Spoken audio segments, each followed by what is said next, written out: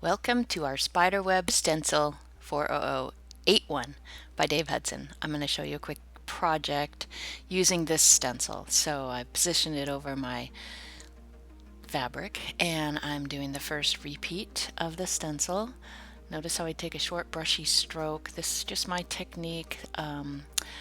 It tends to get the chalk where you want it rather than getting it, wasting a lot of chalk and getting it into the air. So I am lifting it up and putting it back down as I transfer that chalk that's in the pad through the mesh and onto the fabric. I like to double check a lot. Here I'm going to line up the next repeat. There's that registration mark, that's what I'm looking at, and also where those two lines meet. Sometimes there's a nice reference you can have, like in this case it's right at the top of that edge of the border, so you know you're on straight. And then I just go and do the next repeat. Sorry, I didn't know where my field of view disappeared, and so you can't see everything there. I'll get better at this, I promise. Alright, that looks like a really nice line to follow. I'm going to go back and do the second row.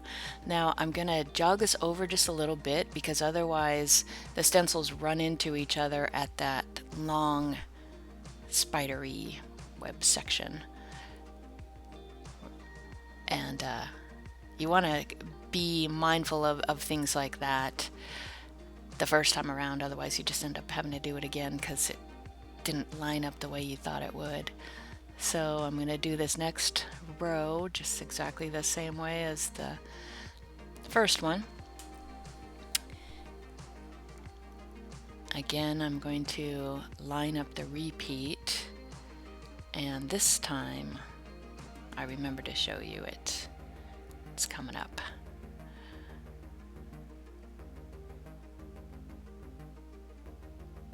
You don't have to be this particular, but I wanted to make sure that the camera could pick it up. Okay, see that registration mark right there? Overlay that one, and you can ensure that you will be lined up. And then just, if I was doing a bigger project, I would just keep on continuing this process across the width or the length of the quilt. I'm doing a smaller project. Couple of reasons. I mean, it's nice to not have so much redundancy. I mean, because it's basically this all you do, and so this way you can at least see something from start to finish rather quickly. This project, I just did it in an afternoon. Okay, now we're gonna sandwich and pin. I strategically place these pins where there isn't a stitching line. Sometimes that's not possible and you do end up having to move your pins, but a lot of times it is. So I like to at least get some down the center and then along the edge. So you don't want your edge picking up and causing problems. So you pin it all together. I've obviously got my sandwich and my backing at this point underneath the top.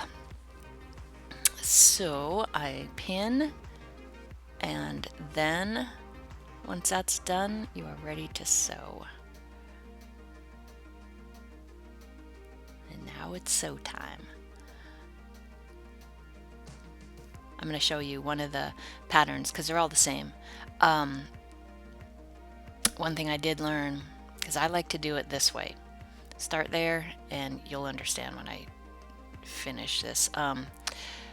I wasn't thinking about it, but you know, I like to have the bulk of the project, even if it's small, on the outside of the throat of my quilt.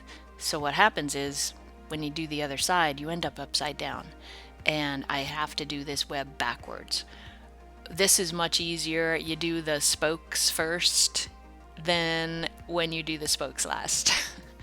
So live and learn. Next time I will probably flip the stencil over, or I'll just deal with it. I mean, it's not like it's a really wide project for the throat, but if this was a big quilt, you know, then that's definitely a factor. You want to stay to the narrower side of your quilt.